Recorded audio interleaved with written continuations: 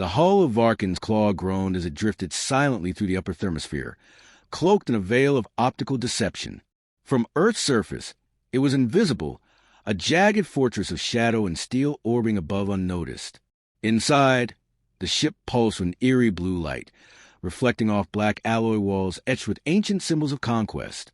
Commander Threxer stood at the observation deck, his talons locked behind his back.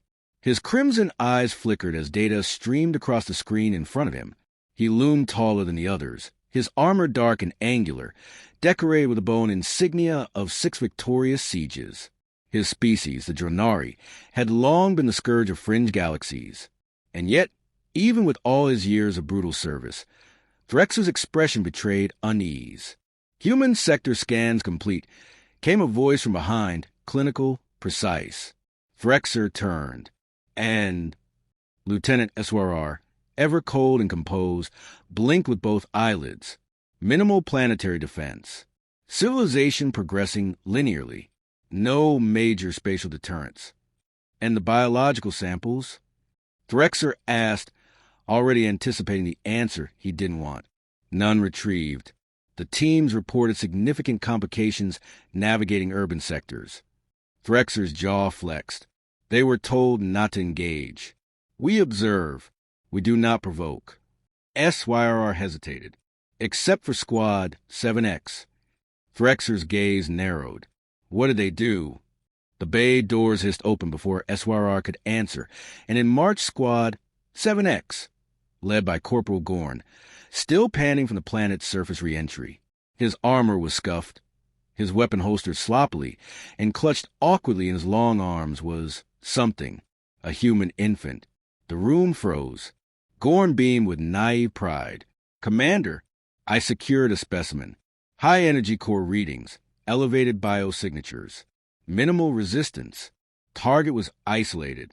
It was just sitting there. The baby gurgled. Threxer didn't speak. He walked forward slowly, step by step, until he towered over Gorn. The infant, nestled in the alien's scaled arms, blinked up at the commander, utterly unaware of the silent horror sweeping across the deck. "You idiot!" Threxer hissed, his voice barely more than a growl. "You stole a human child?" "I was alone. I assumed it was a valuable resource, perhaps a leader-cast juvenile, or—" "You assumed?" Threxer's voice dropped into a low snarl. "Do you have any understanding of what you've done?" Gorn's confident grin faltered. SYRR stepped forward, voice sharp. "Commander, may I activate the emergency tribunal beacon? We must declare accidental contact immediately." "No," Threxer raised a clawed hand. "There's no room for a tribunal. Not yet. We must return it. Quietly. But, sir, you know what happened to the Vekari. You know what happened when they touched a human child.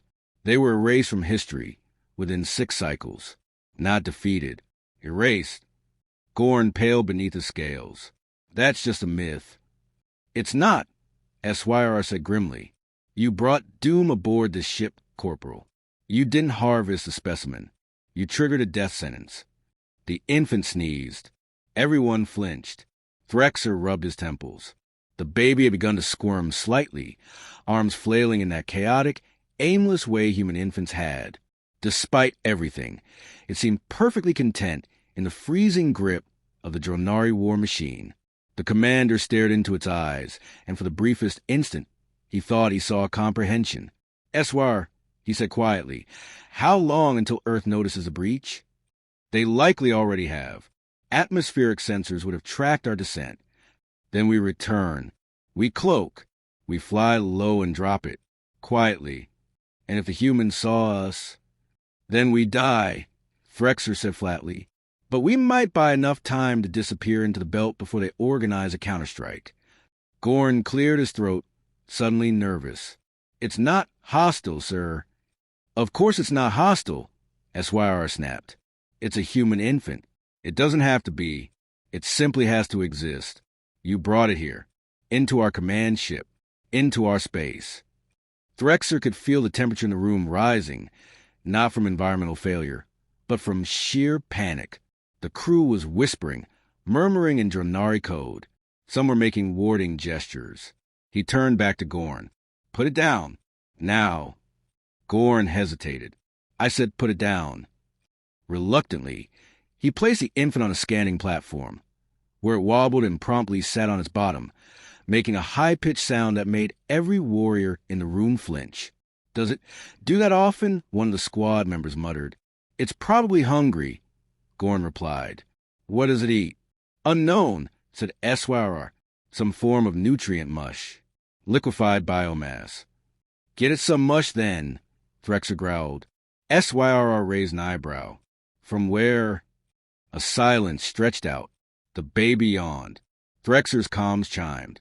A priority transmission flash read. Earth satellite uplinks. Civilian networks. Radar sweeps. They had been seen. Threxer's blood ran cold. We're out of time. Sir, SYR said, scanning the feed. Earth has launched its first stage interceptors. Low orbit. Atmospheric. But they're fast. We cloak. We move now. Threxer turned sharply. Gorn, you will cradle your little death sentence until we reach the drop point. SYR, navigate us down behind the Siberian Ridge. Humans barely monitor that sector. And for the void's sake, someone keep that thing quiet. The baby began to cry. The sound was piercing. Shrill. Alarms across the ship misread it as a sonic weapon and triggered automatic lockdowns. Bulkheads slammed shut. Artificial gravity fluctuated. Lights dimmed and flared. Every Dronari fell silent. Threxer blinked. Did it just disable our internal systems? Unconfirmed, said SYR, rapidly tapping his interface. But there's a harmonic resonance between its vocalizations and our auxiliary relay frequencies. It's scrambling our ship. By accident. The baby continued to wail. And something deep within Varkin's claw groaned in reply. Something ancient buried in the ship's core. Lights flickered red. For the first time in his life, Commander Threxer felt fear not of battle, not of death, but of a species that hadn't even left its own atmosphere. Get us out of here, he said. The ship banked hard toward Earth, and the baby smiled. Varkin's claw streaked low across the stratosphere, its cloaking field flickering under the strain of atmospheric pressure and destabilized energy surges. Inside the control chamber, chaos reigned in hushed tones and restrained movement. No one dared speak above a whisper, as though the child's ear might decode language and retaliate. Commander Threxer stared at the holographic terrain projection. Dense Russian forests, snow-capped ridges, low population. It was the best chance they had. Earth's monitoring systems were crude, but the humans themselves? That was the wild card. Even now, every moment they lingered in atmosphere risked inviting attention.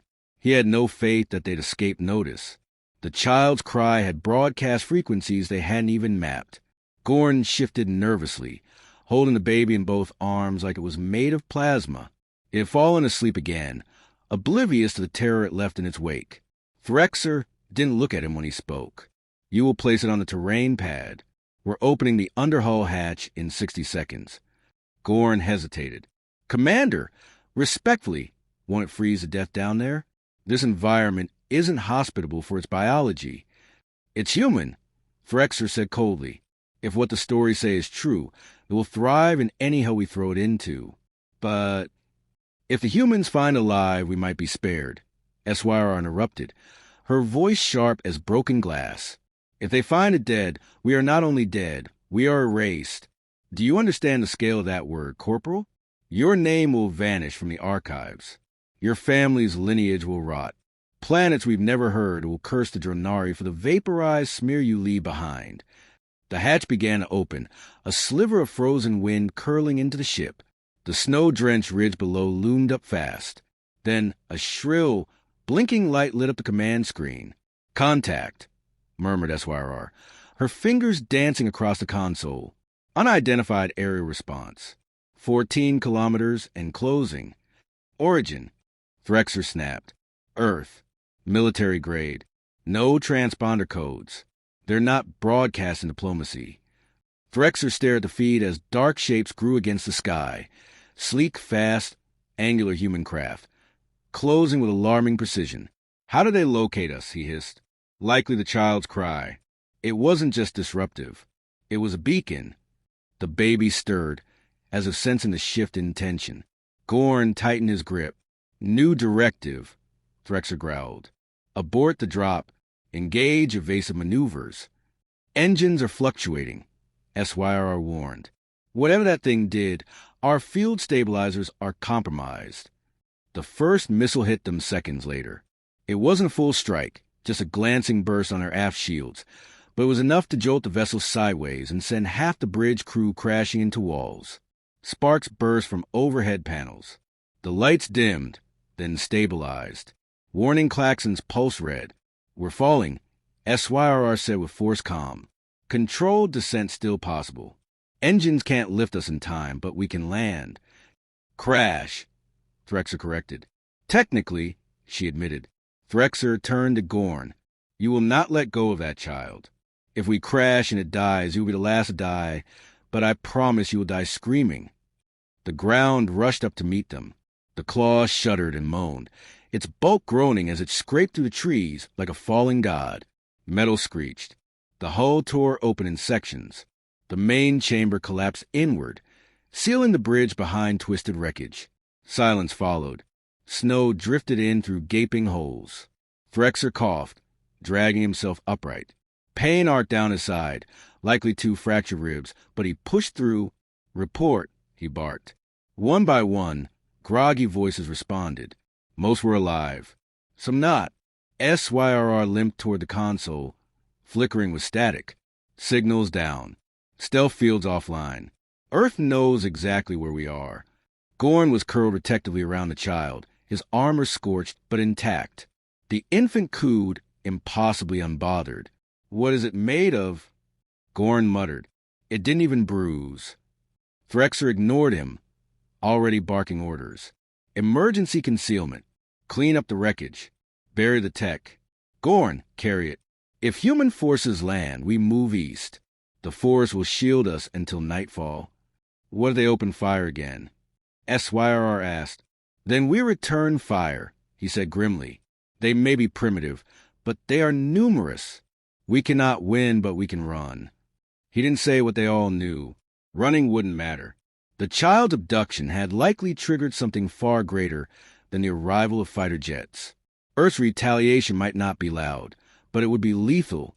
By nightfall, drones had already begun to sweep the forest.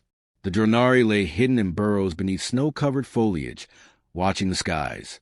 Strange disc-shaped scouts hovered low, scanning with pulse-light arrays. The baby, at the center of it all, slept. Only Threxer stayed above ground, eyes scanning the tree-line, mind racing. The tribunal would have sensed the breach by now. Even if Earth didn't act, the galaxy would. SYRR appeared beside him, silent until she spoke. We intercepted a partial transmission. The silence aboard the Varkin's claw was oppressive, a suffocating pressure that no amount of recalibrated ventilation could clear. They had left Earth's orbit in haste, their systems half-functioning, armor scorched, pride shredded. But even in the safety of deep space, the taste of fear lingered like rust on their tongues. They had seen something down there, someone that defied logic, and more than that, they had been allowed to leave. Threxer paced the central corridor, deep in thought. The humans hadn't responded with violence. That wasn't mercy, it was strategy. They'd shown restraint, power, precision. And that woman, her eyes. Not a soldier, not a scientist. Something beyond even the psionics of the Valari. She'd spoken to the child like it wasn't human, like it was something more. He paused outside the ship's secured chamber where the record's core hummed quietly. SYRR stood at the control panel, sifting through intercepted transmissions. Her face was pale beneath her scaled armor. They're building something, she said without turning. Threxer didn't need clarification. How soon? Hard to say. It's not military, at least not obviously. No troop movements, no weapons seen from orbit, but there's energy output consistent with planet-scale forges. They're not preparing for war. She turned to face him. They're preparing for arrival. Of who? He muttered, though he already feared the answer. SYRR hesitated. I think them, the ones we saw. I think that woman wasn't a fluke. I think there's more of her. I think Earth's been hiding their real evolution behind this false image of chaos. Gorn's voice crackled through the comms, hesitant. Commander, I have something. You should come to the vault.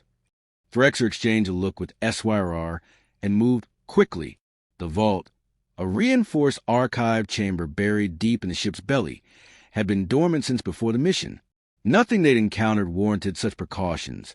Until now.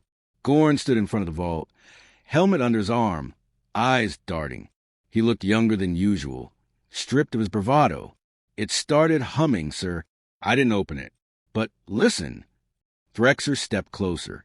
A low, melodic vibration pulsed through the door, like a song played backwards, distant yet insistent. It resonated in his chest, not just heard, but felt. The child was here, Gorn said softly.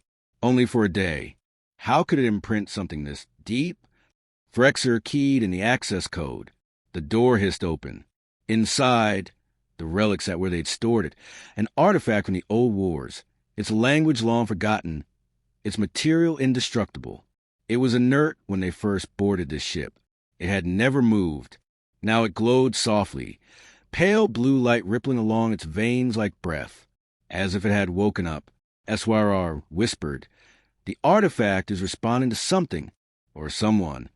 It didn't do this when we found it on Drafker Prime, Gorn said.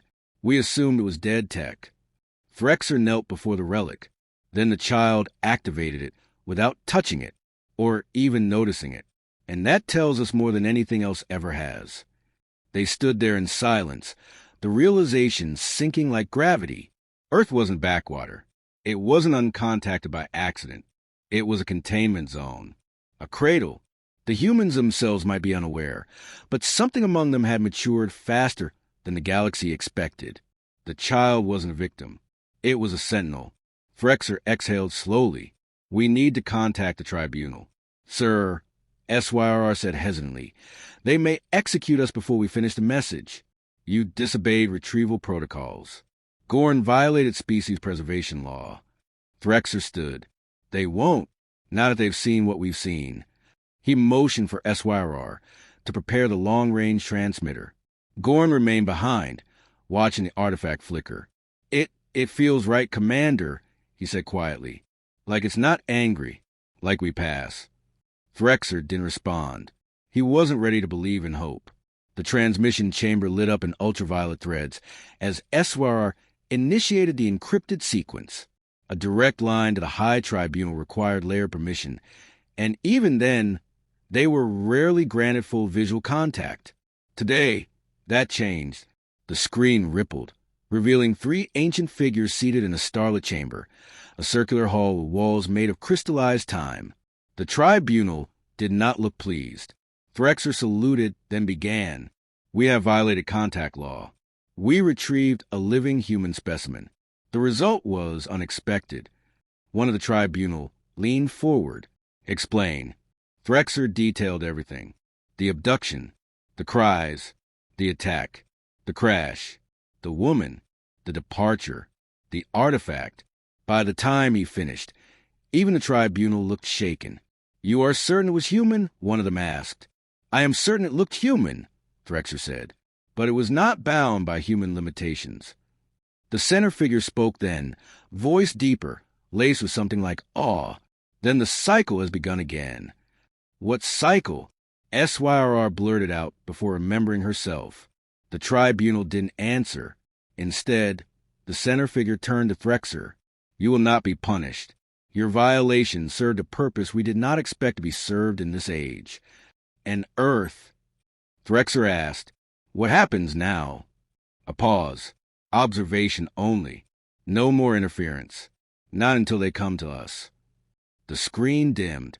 The silence that followed was almost a relief. But it didn't last. A new signal lit up the console. Untraceable origin, unknown language. SYR blinked. This isn't Galactic Standard. It's Earth-based. A hybrid dialect. Mostly English, but the syntax is alien. The message played. A voice soft but clear. You looked inside the box. We will open it for you. The screen flickered, and an image appeared of the Earth, but altered. Entire continents reshaped by geometric overlays. Structures rising from oceans. Circles within circles. And at the center, the child. Older now. Watching. Goran stepped back. That's not possible. That's not real time. Threxer stared, transfixed. It's not a warning. It's a promise. SYR turned to him. What do we do now? Threxer considered the implications. The tribunal had ruled no action, no aggression. But standing idle would mean being left behind. Worse, becoming obsolete. We wait, he said, but we prepare. As the ship drifted through the void, a new course set quietly. The stars outside seemed colder than before. And somewhere in the dark between galaxies, something began to stir. The stars outside the Varkan's claw no longer looked like beacons of freedom. They resembled witnesses, cold and distant, watching with impassive judgment. Weeks had passed since the tribunal's ruling. The crew operated in silence now, not out of fear but reverence. Something had changed in them, not through command or discipline, but by proximity to something far beyond their comprehension. The child, the woman, the artifact. They had been visitors to an age-old myth reborn in flesh. Threxer sat alone in his quarters, staring at the holographic sphere spinning gently above his console, a model of Earth, still blue and green, but now pulsing with unexplained anomalies. He zoomed in on one. The Himalayas, where heat signatures had begun appearing beneath the ice, structures that radiated no heat, only gravity. Another, the Marianas Trench, where signal distortion suggested a breach in the planet's crust that didn't follow any tectonic logic. Patterns, alignments, preparations. He didn't believe in prophecies. He believed in probabilities. But this was neither. A soft chime broke the quiet. SYRR entered without waiting for a reply, which told him she was done pretending protocol mattered. She held a data slate against her chest. 2 things, she said. 1, the artifact has moved again. It's producing a pattern. He looked up sharply. A message? She nodded. We think so. Repeating fractal bursts, each one more complex than the last. The structure isn't mathematical, it's linguistic. He stood.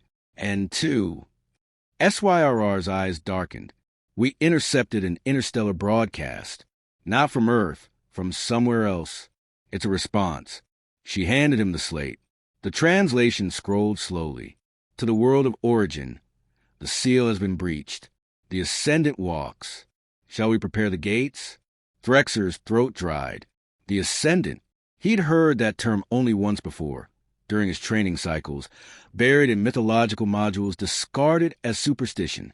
It referred to a being not born of a species, but culled from it, a single individual who achieved such density of will, intellect, and presence that reality itself bent around their intent, a force rather than a figure, and always born from chaos. The child. It wasn't simply powerful.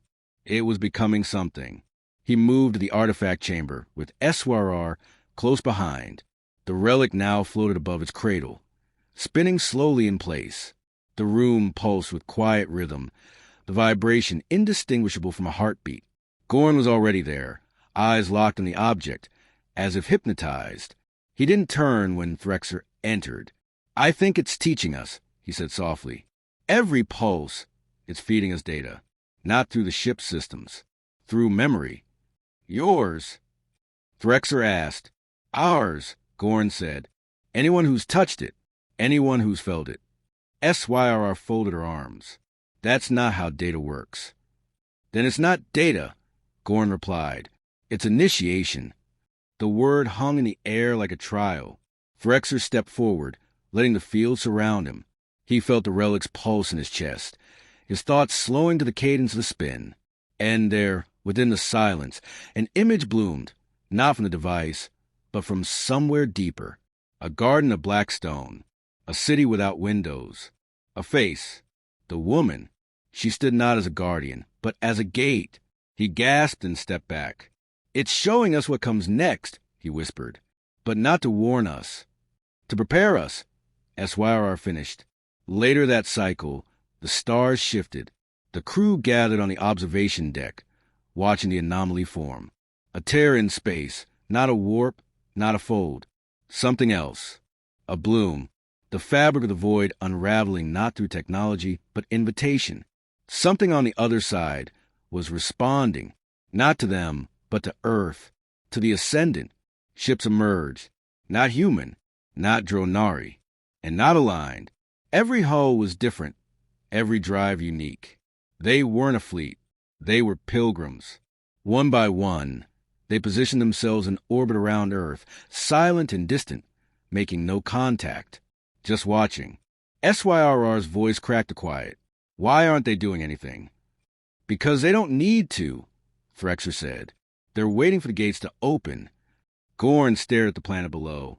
And what happens when they do? Threxer didn't answer.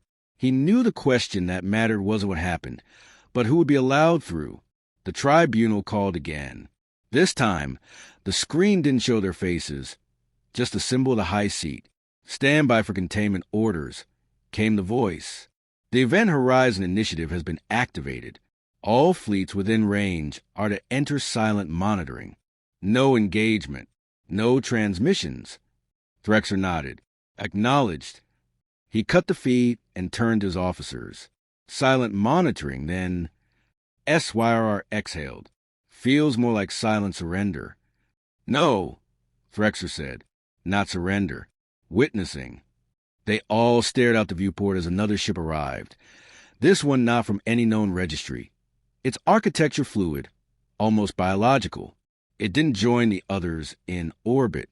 It descended, straight to Earth. No weapons fired. No challenge issued. The ship entered the atmosphere and vanished. They waited for hours. Then, a single pulse echoed from the planet's surface, strong enough to shake even the Varkin's claw. Every ship in orbit received the signal. An invitation. No language. No protocol. Just one pure, undeniable emotion. Come. Threxer sat, the message ringing through his skull like a bell that would never stop. Sir, SYR asked quietly, what do we do now? Threxer looked out at the stars, Earth glowing beneath the ships that now watched it like a shrine. We learn, he said, because it was no longer about surviving the humans. It was about surviving what came next.